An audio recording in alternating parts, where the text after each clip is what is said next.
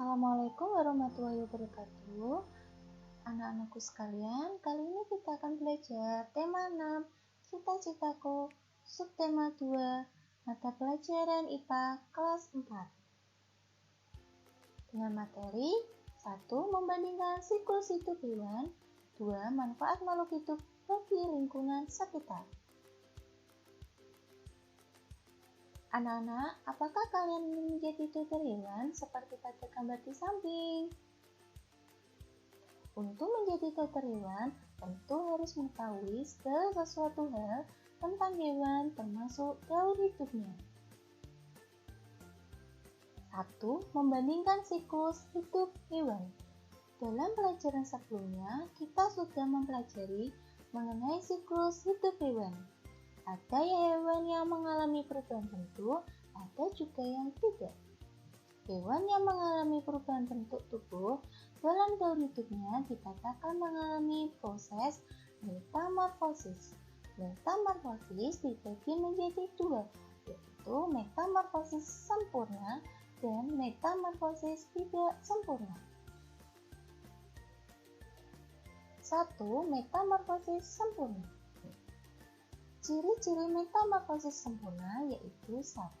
Terdapat perubahan bentuk tubuh hewan saat lahir hingga dewasa. 2. Terdapat fase pupa atau kepompong dalam siklus hidupnya. Contoh, nyamuk, kupu-kupu. 2. Metamorfosis tidak sempurna. Ciri-ciri metamorfosis tidak sempurna yaitu 1. Pertumbuhan dan perkembangan hewan dengan bentuk tubuh saat lahir sama seperti bentuk dewasa, tidak melalui tahap kepompong. Contoh, belalang, kecoa. Ayo perhatikan contoh membandingkan siklus hidup hewan berikut. Hewan belalang dan kelinci bersamaan mengalami tahap menjadi hewan muda. 2. Mengalami perubahan ukuran tubuh yaitu semakin besar. Perbedaan belalang.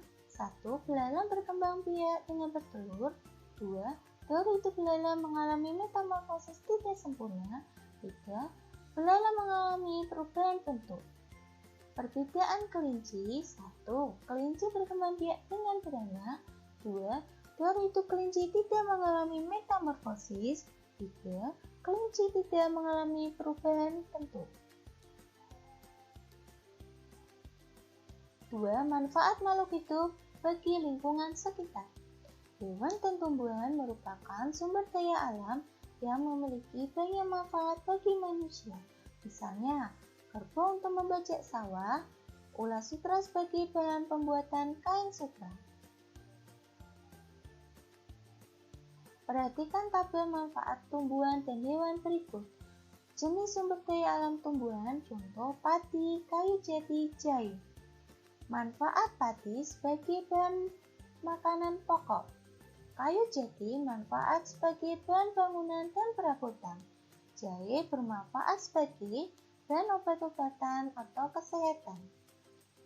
Jenis sumber daya alam hewan, contoh ikan, kerbau, biri-biri atau domba.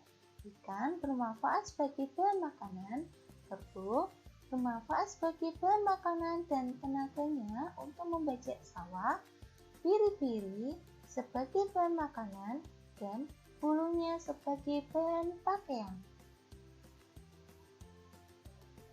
Perhatikan peta pikiran berikut. Manfaat tumbuhan dan hewan bagi manusia bermanfaat untuk 1. Bahan pangan. 2. Bahan sandang atau pakaian. 3. Peralatan rumah tangga. 4. Produk kesehatan.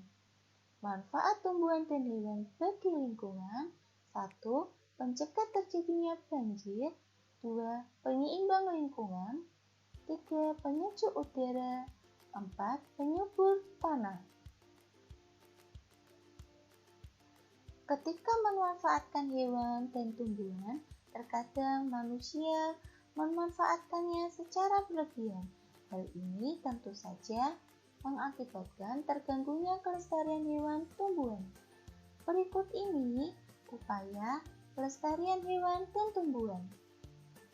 1. Melakukan penangkaran hewan-hewan langka dan menanam bibit tumbuhan yang sudah langka. 2. Mendirikan tempat-tempat pelindungan tumbuhan dan hewan langka, misalnya suaka marga satwa, cagar alam, kebun binatang, dan taman nasional. Demikianlah anak-anak materi kali ini. Sampai jumpa di pertemuan selanjutnya. Assalamualaikum warahmatullahi wabarakatuh.